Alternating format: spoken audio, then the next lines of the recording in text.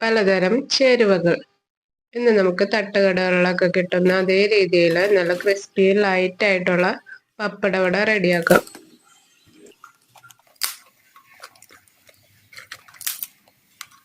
പപ്പടവട ഉണ്ടാക്കാനായിട്ട് ആദ്യം തന്നെ നമുക്ക് പപ്പടമാണ് വേണ്ടത്. നമ്മൾ വീട്ടിൽ സാധാരണ കറിക്കൊക്കെ വാങ്ങിക്കുന്ന പപ്പടം മതി. പപ്പടം വെയിലത്ത് വെച്ച് ഒന്ന് ജസ്റ്റ് ചൂടാക്കി എടുക്കാം കേട്ടോ. നല്ല വെയിലൊക്കെ ഉണ്ടെന്നുണ്ടെങ്കിൽ ഒരു 5 മിനിറ്റ് വെച്ചാൽ മതി, അല്ലെങ്കിൽ ഒരു 10 മിനിറ്റ് വയ്ക്കാം. പപ്പടം വല്ലാതെ ചൂടായി പോളച്ചൊക്കെ വന്നിട്ടുണ്ടെന്നുണ്ടെങ്കിൽ നുറുങ്ങിപ്പോവും. അപ്പൊ ജസ്റ്റ് ഇതുപോലെ ഒന്ന് സ്റ്റിഫായി കിട്ടിയാൽ മതി. ഇങ്ങനെ ചെയ്യുന്നത് കൊണ്ട് നമുക്ക് 2 ഉപകാരമുണ്ട്. ഒന്ന്, നമ്മുടെ പപ്പടവട നല്ല ക്രിസ്പി ആയിട്ട് കിട്ടും. രണ്ടാമത്തെ കാര്യം, നമുക്ക് ഡിപ്പ് ചെയ്ത് ഇടാനായിട്ട് ഇത്തിരി കൂടി എളുപ്പം ഉണ്ടാവും. ഇത് വറുക്കാത്ത അരിപ്പൊടിയാണ് നമുക്ക് ഇതിലേക്ക് വേണ്ടത്. അരി 4 മണിക്കൂർ, നമ്മുടെ സാധാ പച്ചരി 4 മണിക്കൂർ വെള്ളത്തിലിട്ട് കുതിർത്തിയ ശേഷം വാരിയെടുത്ത് സ്ട്രെയിൻ ചെയ്യാനായിട്ട് വെക്കാം. കംപ്ലീറ്റ് വെള്ളം പോയ ശേഷം അത് പൊടിച്ചെടുക്കുക കേട്ടോ. അങ്ങനെ പൊടിച്ച പൊടി നമ്മൾ പൊടി അരിക്കുന്ന അരിപ്പയിൽ അരിച്ചെടുത്ത ശേഷം ഫ്രിഡ്ജിൽ സൂക്ഷിച്ചതാണത്. വളരെ നൈസായിട്ട് തന്നെ പൊടിച്ചെടുക്കുക കേട്ടോ. ഒട്ടും തരി പാടില്ല. സാധാരണ കടയിൽ നിന്ന് വാങ്ങിക്കുന്ന വറുത്ത അരിപ്പൊടി വെച്ചിട്ടും എല്ലാവരും ചെയ്യലുണ്ട്. പക്ഷെ അത് നമ്മുടെ പപ്പടയിലേക്ക് ശരിക്ക് പിടിക്കില്ല. നല്ല പെർഫെക്റ്റ് ആയിട്ടുള്ള പപ്പടവട നമുക്ക് കിട്ടാൻ ബുദ്ധിമുട്ട് വരും. ജസ്റ്റ് 1 കപ്പ് പൊടിയെ ഞാനിപ്പോൾ ഇവിടെ എടുത്തിട്ടുള്ളൂ കേട്ടോ. അതിലേക്ക് 1/2 ടേബിൾ സ്പൂൺ എള്ള് ഇട്ട് കൊടുത്തിട്ടുണ്ട്. 1/2 ടീസ്പൂൺ നല്ല ജീരകവും 1/2 ടീസ്പൂൺ പെരിഞ്ജീരകവും ഇട്ട് കൊടുത്തിട്ടുണ്ട്. 1 ടീസ്പൂൺ കാശ്മീരി ചില്ലി പൗഡറും 1 ടീസ്പൂൺ എരിവുള്ള മുളക് പൊടിയും ഇട്ട് കൊടുത്തിട്ടുണ്ട്. പിന്നെ ഇട്ട് കൊടുക്കുന്നത് ഉപ്പാണ്. ഒരു 1/2 ടീസ്പൂണിന് താഴെയായിട്ട് ഉപ്പ് ഇട്ട് കൊടുത്തിട്ടുള്ളൂ. പപ്പടത്തിന് നല്ല ഉപ്പാണല്ലോ.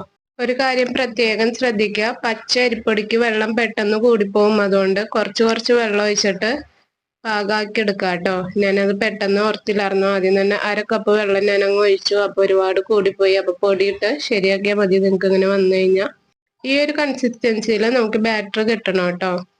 അത്യാവശ്യം തിക്കായിട്ടുള്ള ഒരു ബാറ്റർ ആണ്, അല്ലെങ്കിൽ നമ്മുടെ പപ്പടവടയിലേക്ക് ബാറ്റർ പിടിക്കത്തില്ല. ഒരുപാട് തിക്കായി കഴിഞ്ഞിട്ടുണ്ടെന്നുണ്ടെങ്കിൽ പപ്പടവടയിൽ അവിടെ ഇവിടെയൊക്കെ പാണ്ട് പിടിച്ചിരിക്കും. ഇനി ബാറ്ററിലേക്ക് പപ്പടം ഡിപ്പ് ചെയ്തെടുത്ത് പൊരിച്ചെടുക്കാം. പപ്പടം ഡിപ്പ് ചെയ്യുമ്പോൾ പ്രത്യേകം ശ്രദ്ധിക്കുക, പെട്ടെന്ന് മുക്കി പൊക്കിയെടുക്കുക കേട്ടോ. ഒത്തിരി നേരം അതിലേക്ക് ഇട്ടുകൊണ്ടിരിക്കരുത്, പപ്പടം തളർന്നു പോവും. ഓയിൽ നന്നായിട്ട് ചൂടായ ശേഷം ഇട്ടുകൊടുക്കുക കേട്ടോ. ഇപ്പൊ ഞാൻ ഇട്ടുകൊടുത്തത് ഓയിൽ നന്നായിട്ട് അങ്ങ് ചൂടായിട്ടുണ്ടായിരുന്നില്ല. ചൂടാവാതെ നമ്മൾ ഇട്ടുകൊടുത്തിട്ടുണ്ടെന്നുണ്ടെങ്കിൽ പപ്പടം തണുത്തു പോകാൻ സാധ്യതയുണ്ട് കേട്ടോ. അപ്പൊ നന്നായിട്ട് ചൂടായ ശേഷം മാത്രം ഇട്ടുകൊടുക്കുക. അങ്ങനെ ഈ ഒരു പപ്പടം റെഡി ആയിട്ടുണ്ട്. ഈ രീതിയിൽ ബാക്കിയുള്ള പപ്പടം എല്ലാവരും നമുക്ക് പൊരിച്ചെടുക്കാം. ഇപ്പൊ നമ്മുടെ ഓയിൽ നന്നായിട്ട് ചൂടായിട്ടുണ്ടായി കേട്ടോ. ഈ പപ്പടവട നമ്മളെ പെർഫെക്റ്റ് ആയിട്ട് കിട്ടിയിട്ടുണ്ട്. ഇട്ടുകൊടുത്ത് കുറച്ച് കഴിഞ്ഞപ്പോ തന്നെ പപ്പടവട പൊങ്ങി വന്നിട്ടുണ്ട്. പിന്നെ ഒന്ന് തിരിച്ചിട്ടെടുത്ത് നല്ലൊരു ഗോൾഡൻ ബ്രൗൺ കളറായി കഴിയുമ്പോൾ കോരിയെടുക്കാം. ഭയങ്കര ഡാർക്ക് കളർ ആവുന്നതിന് മുമ്പ് തന്നെ കോരിയെടുക്കാം കേട്ടോ. ഇത് കോരിയെടുത്ത് കുറച്ച് കഴിയുമ്പോൾ ഒന്ന് മുറുകും. അങ്ങനെ നമ്മൾ കംപ്ലീറ്റ് പപ്പടവടയും പൊരിച്ചെടുത്തിട്ടുണ്ട് കേട്ടോ. ഞാൻ ആ ഒരു കപ്പ് പൊടിക്ക് 11 പപ്പടവടയാണ് എനിക്ക് കിട്ടിയത്. നല്ല പെർഫെക്റ്റ് ആയിട്ട് കിട്ടിയിട്ടുണ്ട്. നല്ല ക്രിസ്പിയാണ്, എന്നാൽ ഭയങ്കര ബലമില്ല.